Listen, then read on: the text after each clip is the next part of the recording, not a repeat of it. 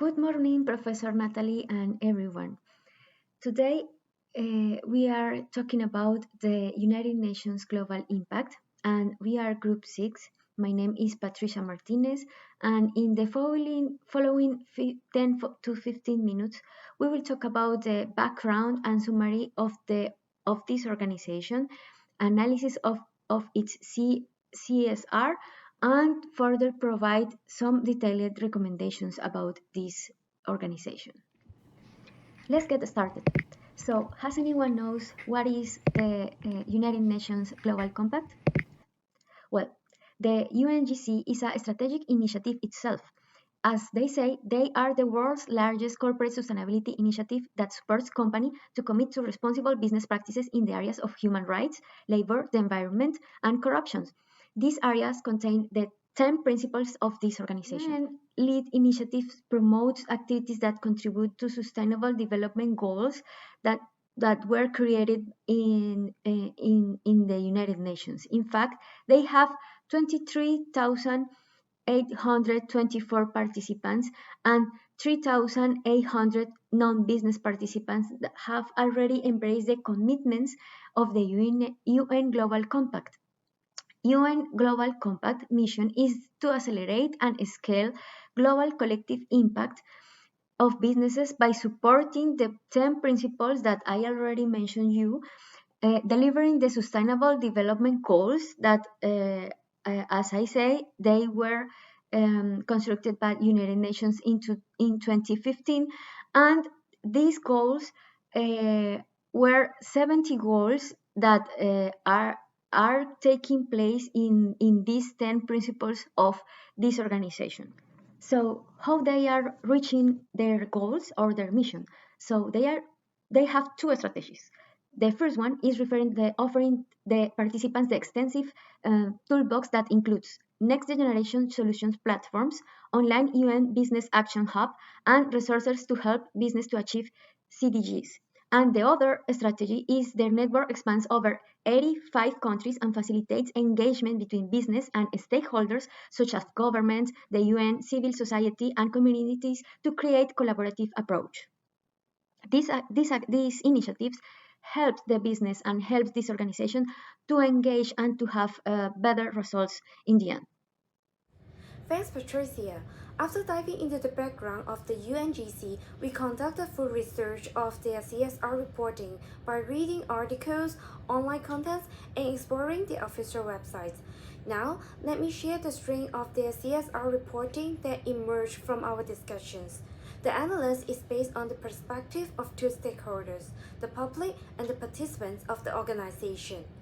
From the perspective of the public, the annual report of the UNGC is an all-encompassing document. It is well-structured and user-friendly and rich with a wealth of statistics, graphs, and charts that enhance the presentation of information. This enables the public to have better understanding their analysis and the impacts through quantitative data. Not only the annual reports, but other published reports are also clear and concise. For instance, in the Guide to Corporate Sustainability, several criteria are listed to explain how to measure the 10 principles of corporate sustainability. Statistics and flowcharts are also used in the presentation. Those interested in learning more about CSR can engage in self-learning through these reports. From the standpoint of the participants, the tools provided are user-friendly. Firstly, it consistently links measurements to the actions taken by the participants, making them measurable. As mentioned in the Guide to Corporate Sustainability, checklists are provided for self-assessing their own organization. Also, the model and the implementation framework provided are practical and well illustrated. For instance, in UNGC Management Model Guide, procedures are presented in diagram form, providing a step-by-step explanation of the required actions and providing pathway to access the 10 CSR principles. Another model called the Value Driver Model includes calculation and analysis accompanied by real-life examples. Besides, the analyst tools are also easy to use. For instance, on May 1st, the UNGC launched a new living wage analyst tool that helps companies identify the possibility of offering a living wage to their employees. The tool employs a structured questionnaire approach, guiding participants through a series of target questions. Through a first and insightful assessment, a score with corresponding level is provided for a clear and actionable evaluation. Apart from that, it provides guidance on the CSR reporting for the participants. As seen in the Communication on Progress (COP) section of their website, it outlines 5 steps for preparing the annual report, which is equivalent to our CSR reports. They have also published templates for CEO statement of continuity support and guidelines for COP questionnaires on 10 principles performance monitoring for the participants. In summary, the information, tools, indicators provided by the UNGC are informative, achievable, and organized for the participants to follow in order to achieve the 10 CSR principles. However, being a large organization, their CSR report still have some weaknesses. Let's pass to Horace to discuss about this. Thank you, Tracy. Now I would like to address the contrasting aspects of the reporting framework, specifically focusing on its releases. As the UNGC does not impose any legal obligations, various companies adopt different reporting styles. This diversity leads to the absence of a standardized reporting template, resulting in a lack of uniformity. The only provided template is the CEO statement of continued support. However, this template primarily outlines the participants' required commitment to support CSR, rather than offering a clear framework to reporting all CSR efforts. Consequently, this lack of standardized reporting might represent challenges for the public in comprehending the reports, making it difficult to understand the efforts made by these companies. This witness is from a public perspective, and the following two witnesses are both about the participant perspective. Secondly, considering the widespread global presence of the UNGC, involving over 160 countries, the 10 principles it outlines are rather general. Although these principles provide clear guidelines for organizations to begin CSR activities, the differing priorities in various countries or regions necessitate the first emphasis on CSR topics. Consequently, some companies might engage in CSR activities merely to fulfill requirements without really want to benefiting the society, leading to the potential of greenwashing. Moreover, although the UNGC has created a sector called Engage Locally, it lacks specific region-based adjustments or recommendations, offering only a website translation into the local language. The core content remains the same universal principles and guidelines, without addressing regional variations or priorities. Lastly, all participants are requested to submit an annual CSR report. However, there is a lack of specific incentives for companies consistently to providing their reports. This absence for incentives might necessitate additional efforts from smaller companies, not only in executing CSR activities but also in maintaining regular reporting. This could potentially impose higher costs on small-scale companies participating in CSR activities. As a result, the absence of incentives may render CSR less appealing and, in turn, cause a loss of support from smaller companies. To tackle the weaknesses, we have a few suggestions. My teammate, William, will provide further elaboration. Thank you. So thank you, Horace. This is William Wong. So I would like to begin by addressing a significant issue that was highlighted by our partner Horace, and that is the absence of any legally binding framework for the recommendations put forth by the United Nations Global Compact, which is UNGC. This deficiency poses a substantial challenge to fostering widespread commitment to sustainability within the corporate world.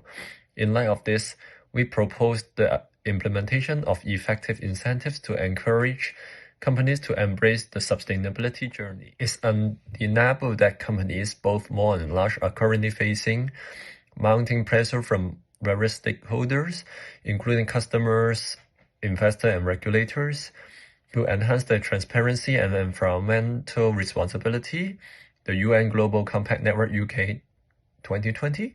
However, we firmly believe that incentivizing companies to embark on this journey should be intrinsically linked to their core business and profitability. To that end, we recommend the initiation of programs that offer tangible and attractive benefits to companies that passionately adapt to UNGC recommendations, thus accelerating their progress towards achieving the 10 United Nations Sustainable Development Goals. The incentives should not demonstrate the commitment to sustainable practices, but also directly contribute to the financial well-being and growth of the participating companies. Another matter we would like to address is on the absence of clear directives for organizations to report corporate social responsibility initiatives. We recommend establishing clear guidelines that will assist both the general public and the companies in effectively demonstrating the contributions to achieving each of the United Nations Sustainable Development Goals.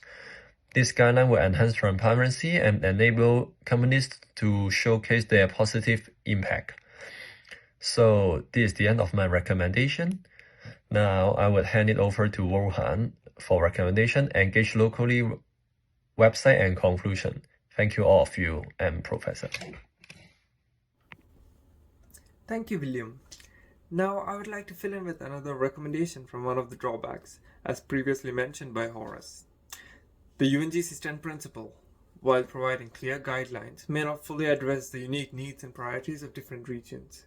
This can raise concerns about superficial compliance and greenwashing, where companies engage in CSR activities solely to meet requirements without genuinely benefiting society.